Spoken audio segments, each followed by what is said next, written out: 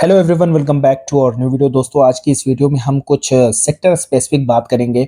उस सेक्टर में कौन से स्टॉक्स हैं जो अभी पास्ट में अच्छा करते आ रहे हैं और कौन कॉल में उन्होंने गाइडेंस काफ़ी स्ट्रांग दी है, उनके बारे में बात करेंगे।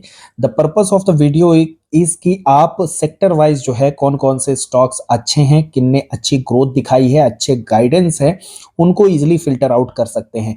इसके अलावा पिछली कुछ वीडियो में मैंने ऑलरेडी सिर्फ 2 पैरामीटर बताए थे जिसके बेसिस पर आप ये फाइंड आउट कर सकते हैं कि कौन सा कंपनी जो है अच्छी ग्रोथ दिखाई है पास्ट में एंड रिसेंट के मार्केट करेक्शन में अच्छी स्ट्रेंथ के साथ सस्टेन कर रहे हैं, सरवाइव कर रहे हैं मार्केट में, और ऐसी कंपनियों को आप अपनी वॉच लिस्ट में रख सकते हैं। This video is not any kind of by और सेल रिकमेंडेशन। मैं यहाँ पर सिर्फ और सिर्फ कंपनी के नाम मेंशन करता हूं और उनके मैनेजमेंट ने क्या गाइडेंस दिए हैं उनके बारे में बताता हूं। इस वीडियो में मैं कोई भी बाई या सेल की रिकमेंडेशन आपको नहीं देता हूं।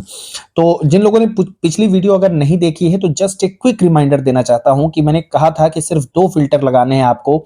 उनमें से सबसे पहला फिल्टर है ग्रोथ का, जहां पे आपको देखनी है 30% की ग्रोथ आप देखिए, और इसके साथ साथ एक दूसरा फिल्टर लगाइए कि उनका जो प्राइस है वो फिलहाल ग्रेटर देन है 200 डेमा से, यानी 200 डे मूविंग एवरेज के ऊपर वो कंपनी का स्टॉक प्राइस सस्टेन कर रहा है। That will give you some idea कि कौन सी कंपनी जो है स्ट्रांग है आज के मार्केट में, क्योंकि 200 डे मूविंग एवरेज के ऊपर सस्टेन कर पाना आज के डिफिकल्ट मार्केट सिचुएशन में भी अपने आप में एक बड़ी बात है।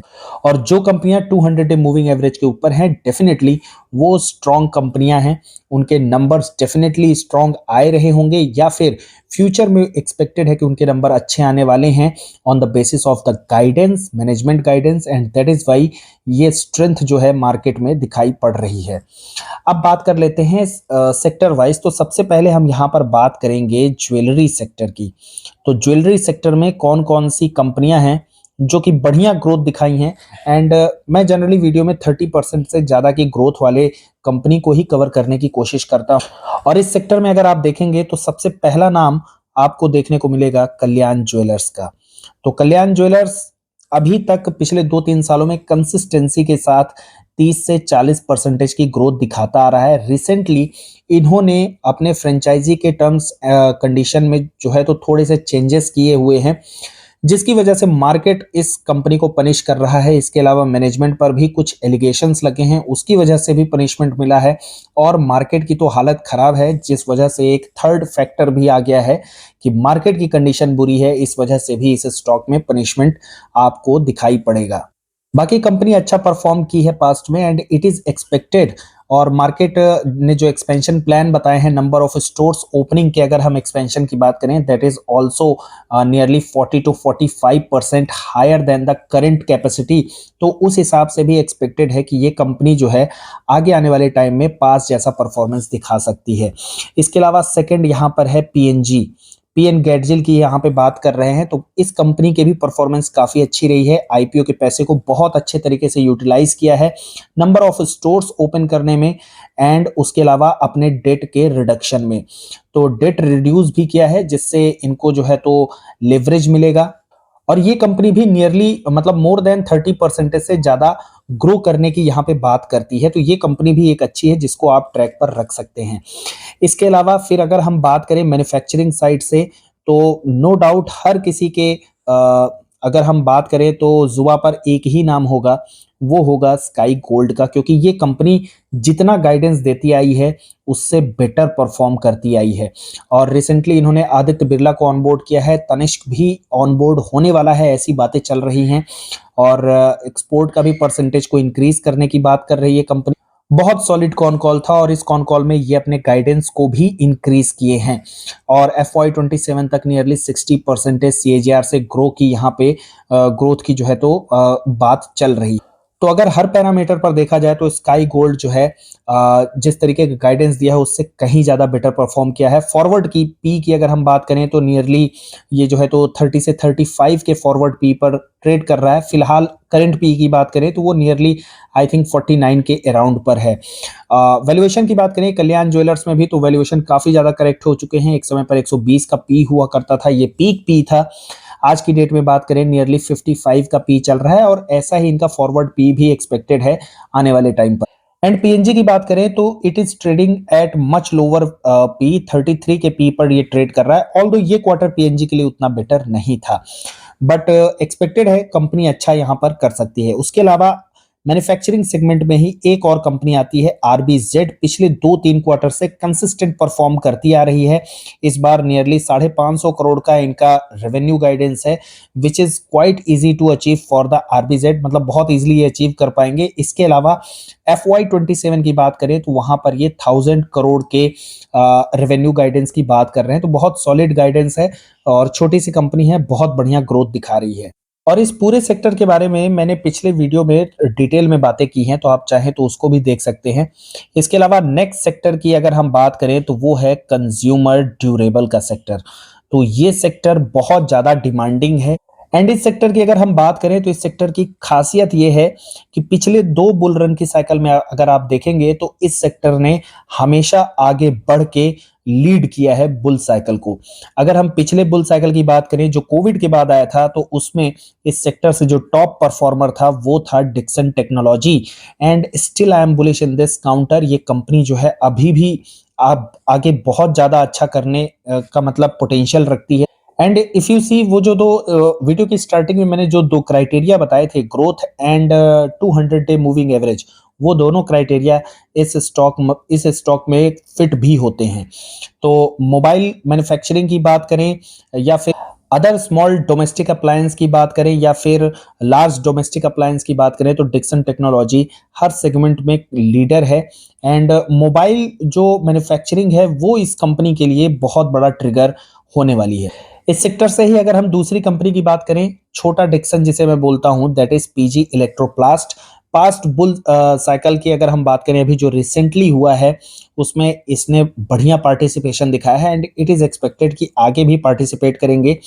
एक अच्छी खास बात पीजी इलेक्ट्रोप्लास्ट की ये है कि अभी रिसेंटली सप्लाई चेन में जो डिसरप्शन देखने को मिल रहा है, उसमें कॉन कॉल में मैनेजमेंट ने क्लियरली बोला है कि ये उससे जो है तो काफी ज्यादा उस डिसरप्शन से अपने आप को बचा के रखे हुए हैं। तो इनका मतलब मैन्युफैक्चरिंग के लिए जो भी रॉ मटेरियल का इशू अदर कंपनीज जो फेस करने वाली हैं या कर सकती हैं इन शॉर्ट टर्म फ्यूचर, इस समर की अगर हम बात करें, तो पीजी इलेक्ट्रोप्लास्ट में वो इशू नहीं दिखाई पड़ेगा, ऐसा मैनेजमेंट का कहना है। तो they are much ready for it और बहुत अच्छी प्रिपरेशन है, बहुत बढ़िया कंपनी के नंबर्स आए हैं। और आगे की जो फ्यूचर गाइडेंस है वो नियरली 25 से 30% की है, क्योंकि पास्ट में जैसी ग्रोथ रही है कंपनी कुछ वैसे ही ग्रोथ की बात कर रही है। ऑल्दो लास्ट फाइनेंशियल ईयर में 100% से कंपनी ग्रो करके दिखाई है। डिक्सन टेक्नोलॉजी भी नियरली 100% से ग्रोथ दिखाया है, बट ये ग्रोथ आपको कंसिस्टेंसी के साथ हर साल नहीं मिल सकती है। एंड नो डाउट अगर 200 डे मूविंग एवरेज और ग्रोथ वाला पैरामीटर आप पीजी इलेक्ट्रोप्लास्ट में भी फिट करेंगे तो उस क्राइटेरिया में भी ये कंपनी फिट बैठती है। अब इसके अलावा अगर हम नेक्स्ट सेक्टर की बात करें, that is the hospital space.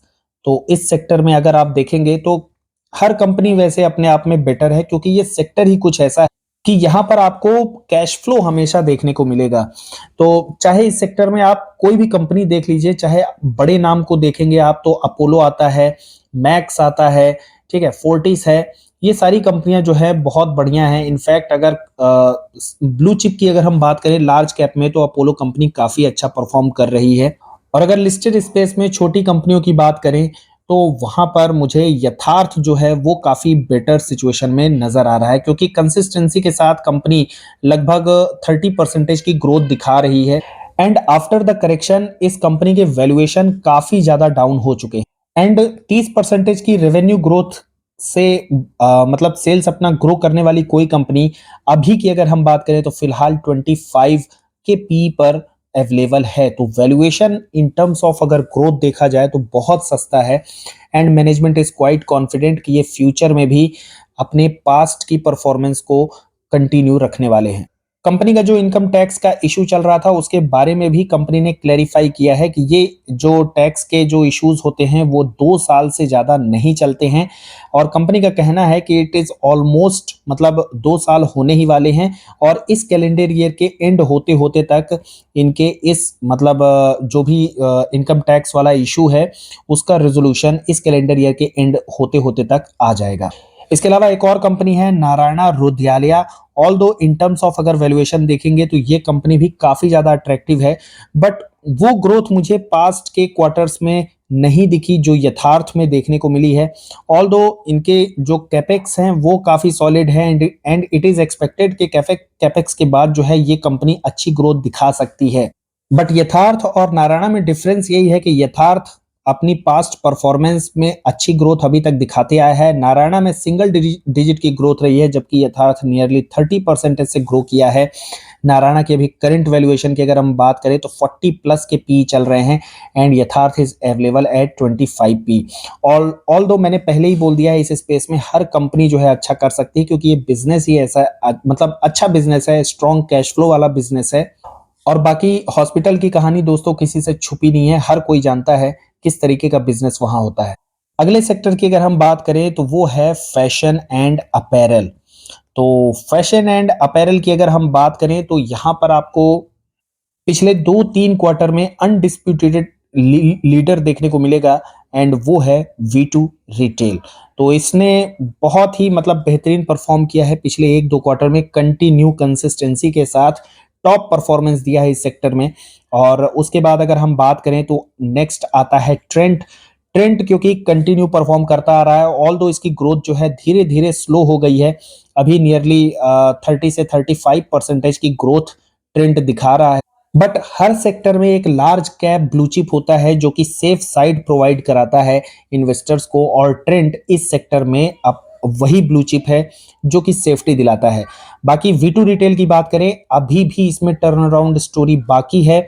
Q2 last year में लॉस में था इनका, ऑल्दो इबिटा पॉजिटिव हुआ था, बट मैनेजमेंट का क्लियर कट वहां पे स्टेटमेंट था कि नेक्स्ट ईयर हमारे हर क्वार्टर पॉजिटिव होंगे and this year will again Q2, मतलब जो Q2 है वो फिर से एक टर्न अराउंड स्टोरी आपको यहाँ पे V2 रिटेल दिखाएगा।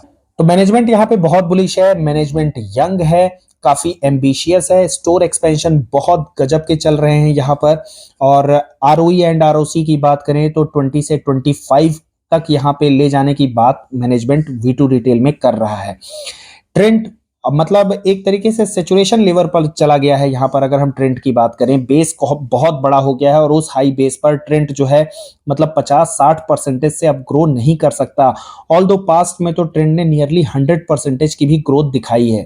इसके अलावा इसी सेक्टर में स्टाइल बाजार जो है वो काफी ज्यादा डिस्कस्ड स्टॉक है, बहुत ज्यादा डिस्कस किया जाता है। ऑल्दो इसकी सेल्स में ग्रोथ काफी अच्छी रही है, V2 रिटेल जैसी ही देखने को मिली, सेम स्टोर सेल्स ग्रोथ भी अच्छी देखने को मिली। बट इस कंपनी में प्रॉब्लम ये रही है कि उस ग्रोथ को ये EPS ग्रोथ में कन्वर्ट नहीं कर पाए, प्रॉफिटेबिलिटी में वो ग्रोथ देखने को नहीं मिली जो V2 रिटेल ने दिखाई है। And that is why similar C sale growth होने के बावजूद V2 रिटेल का अगर आप देखेंगे तो आज की डेट में stock price 200 day moving average के ऊपर है और स्टाइल बाजार एकदम जमीन पर है। तो ये डिफरेंस है क्योंकि V2 रिटेल ने अच्छी अपनी ऑपरेशनल इफिशियंसी दिखाई है, उस सेल्स ग्रोथ को जो है EPS ग्रोथ में भी कन्वर्ट करके दिखाया है एंड वो कन्वर्जन स्टाइल बाजार से नहीं हो पाया। इसी से जुड़ा हुआ एक और सेक्टर है टेक्सटाइल एंड। इस सेक्टर में अगर देखा जाए तो कुछ 2-3 कंपनियां बहुत ही इंटरेस्टिंग है। सबसे पहला आता है यहाँ पे किटेक्स, बहुत ही बेहतरीन परफॉर्म किया है। इस कंपनी की खास बात यह है कि जनरली कंपनियां ईयरली गाइडेंस दिखाया करती हैं, किटेक्स जो है क्वार्टरली गाइडेंस दिखाया है और हर क्वार्टर में अपने उस गाइडेंस को अचीव करके दिखाया है। एंड करेक्शन के बाद यहाँ पे कंपनी जो है तो मतलब बढ़िया करेक्शन भी हो चुका है और बहुत बढ़िया यहाँ पे कंपनी का परफॉर्मेंस रहा है एज पर द गाइडेंस। इसके बाद सेकंड कंपनी है यहाँ पे थॉमस स्कॉट। तो ये कंपनी, इसको मैं ऑलरेडी डिटेल में कवर कर चुका हूं, आपकी इस कंपनी के बिजनेस मॉडल पर डिटेल्ड वीडियो जो है आपको इस चैनल में मिल जाएगी। इस कंपनी की खास बात यह है कि जब से यंग मैनेजमेंट आया है तो पिछले 10 साल के जो प्रॉफिट हुआ करते थे उसको 3 साल में 4 टाइम्स करके दिखाया है। बिजनेस मॉडल में कुछ चेंजेस हुए हैं, उसके बाद कंपनी जो है B2B से B2B और B2C सेगमेंट में उतर रही है एंड इस क्वार्टर में भी कंपनी की परफॉर्मेंस काफी सॉलिड रही है। ऑल्दो कंपनी यहाँ पे कोई भी कॉन कॉल वगैरह नहीं की है, दैट इज वाई यहाँ पे डिटेल्ड जो है कॉन कॉल की एनालिसिस अवेलेबल नहीं है, बट स्टिल कंपनी की परफॉर्मेंस अब तक काफी बेहतरीन आई है। ऑल्दो इस सेक्टर में टेलविंड भी चल रहे हैं, बहुत सारी कंपनियां अच्छा कर रही हैं एंड इट इज एक्सपेक्टेड कि ये दोनों कंपनी फ्यूचर में भी अच्छा कर सकती हैं। इसके अलावा कुछ सेक्टर्स हैं जिनको मैं अवॉइड करना पसंद करता हूं और रीजन भी आप लोगों के साथ शेयर करूंगा। सबसे पहला उसमें से सेक्टर आता है बैंक एंड एनबीएफसी। तो उसका रीजन जो है वो मतलब बहुत ज्यादा एक्सप्लेन करने की जरूरत नहीं है। रिसेंटली आपने देखा इंडसइंड बैंक में क्या हुआ। ये कहानी जो है आज की नहीं है। इंडसइंड बैंक में जो चल रही है ये कहानी जो है पिछले कई क्वार्टर से चल रही है, लेकिन इसका खुलासा कब हुआ? आज के दिन हुआ। आज के कहने का मतलब कि एग्जैक्टली आज के दिन से नहीं है, मतलब हाल फिलहाल में हुआ, लेकिन ये कहानी बहुत लंबी चल रही थी। बैंक एंड एनबीएफसी की सबसे बड़ी बात ये है कि इनके मतलब ये इनके जो बुक्स है ना वो एक तरीके से ब्लैक बॉक्स है, किसी को नहीं पता चलते अंदर क्या है। ये अकाउंट में कब इधर उधर से यहाँ का नंबर उधर, उधर का नंबर इधर दिखाएंगे, आपको प्रॉफिट एंड लॉस बढ़िया दिखेगा, सब कुछ अच्छा हुआ, अच्छा चलता हुआ देखने को मिलेगा। बट सडनली कुछ प्रॉब्लम आ जाते हैं, प्रॉब्लम का खुलासा आ जाएगा, कुछ स्कैम्स आ जाएंगे, कुछ फ्रॉड्स हो जाएंगे, और वो जो चीज है वो फिर कुछ सालों बाद पता चलती है, काफी टाइम के बाद पता चलती है।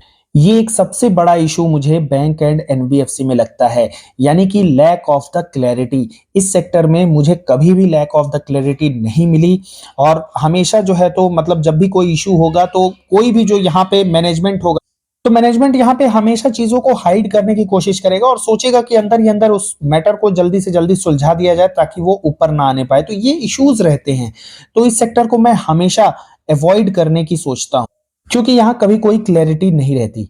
उसके अलावा अवॉइड करने वाला कौन सा है यहाँ पे? पेंट्स। तो पेंट्स में कंटिन्यू पेन बना हुआ है, किसी भी कंपनी में कोई भी वॉल्यूम की ग्रोथ जो है नहीं दिखाई पड़ रही। कंपनी के अगर किसी कंपनी के नंबर बहुत अच्छे हैं तो वो आपको फ्लैट से देखने को मिलेंगे, अदरवाइज वॉल्यूम में डिग्रोथ देखने को मिल रहा है। नंबर्स मतलब खराब है, चाहे वो बर्जर पेंट हो या फिर एशियन पेंट्स हो।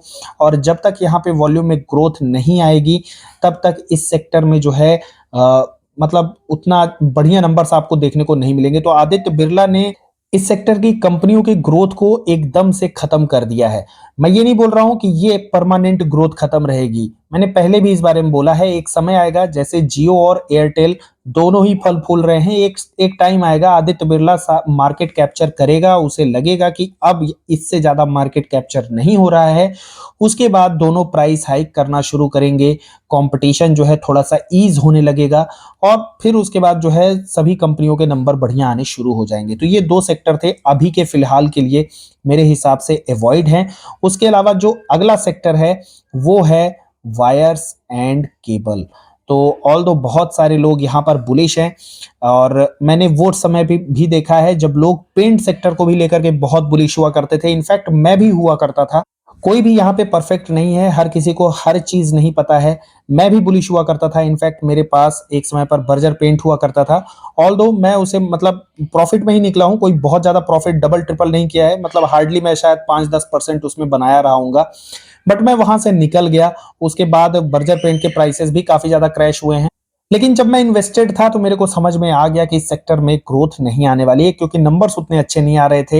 एंड इट्स बीन मतलब साल 1.5 साल हो गए, 2 साल हो गए ऑलमोस्ट मैं मुझे बर्जर पेंट से एग्जिट हुए। और यही सिमिलर सी कहानी अब मुझे वायर्स एंड केबल्स में लग रही है, क्योंकि आदित्य बिरला अब इस सेक्टर में भी एंटर कर रहा है। और अगर वो उतने ही एग्रेसिव हुए जैसा कि अभी दिख रहा है, क्योंकि कैपेक्स प्लान बहुत जबरदस्त है, नियरली 1200 करोड़ का वहां पे जो है तो वायर्स एंड केबल में इन्वेस्टमेंट की प्लानिंग चल रही है।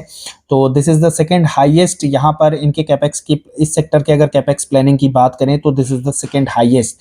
तो इस सेक्टर में भी डिसरप्शन देखने को मिल सकता है। तो जब तक कोई भी क्लैरिटी नहीं आ जाती है मेरे हिसाब से इस सेक्टर से दूर रहना चाहिए। मार्केट में बहुत सारी कंपनियां हैं, बहुत सारे सेक्टर हैं, आप चाहें तो वहां से भी मतलब बहुत कुछ बनाया जा सकता है। तो जरूरी नहीं कि इसी सेक्टर में एंटर किया जाए, और ऐसा कोई जरूरी नहीं कि मैं सही हूं, हो सकता है कि मैं इस बार इस सेक्टर में गलत भी हो जाऊं।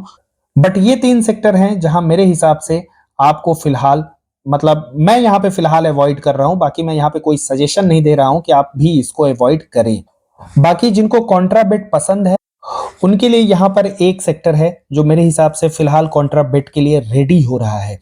और मुझे भी कॉन्ट्राबेट पसंद है, लेकिन मैं वहीं करता हूं जहां मुझे काफी ज्यादा कॉन्फिडेंस होता है। जैसे कि फॉर एग्जांपल के लिए मैंने आईटी स्टॉक्स में कॉन्ट्राबेट लिया था जब एचसीएल टेक्नोलॉजी नियरली 900 के अराउंड हुआ करता था, क्योंकि आईटी की कंपनियां जो लार्ज कैप वाली होती हैं वो कैश काऊ होती हैं, डिविडेंड तो मतलब बहुत बढ़िया मिलता ही मिलता है। प्राइस में भले चाहे उतनी बढ़िया ग्रोथ आए या ना आए, क्योंकि एचसीएल की अगर मैं बात करूं तो मुझे लगभग होल्ड किए हुए तो शायद नियरली 3 साल से ज्यादा हो गए हैं, लगभग 3 साल हो गए। प्राइस मेरा डबल नहीं हुआ है, लेकिन हाँ डिविडेंड बहुत बढ़िया एचसीएल टेक ने दिया है, और आज की डेट में अगर इन्वेस्टेड प्राइस से भी देखा जाए तो मेरा डिविडेंड यील्ड नियरली 6% के अराउंड है।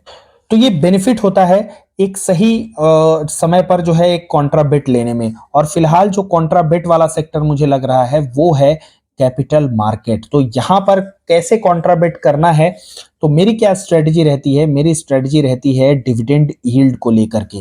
तो ऐसे में आपको क्या करना है कि उन कंपनीज पर नज़र रखिए जहां पे डिविडेंड यील्ड बढ़िया बन रहा है। जैसे कि कुछ कंपनीज हैं जहां पर अभी भी 2 से 3% का डिविडेंड यील्ड बन रहा है, तो उसमें आपको जो है तो वेल्थ मैनेजमेंट वाली कंपनी देखना है, एएमसी वाली कंपनी देखना है, और ब्रोकिंग सेक्टर वाली कंपनी को देखना है।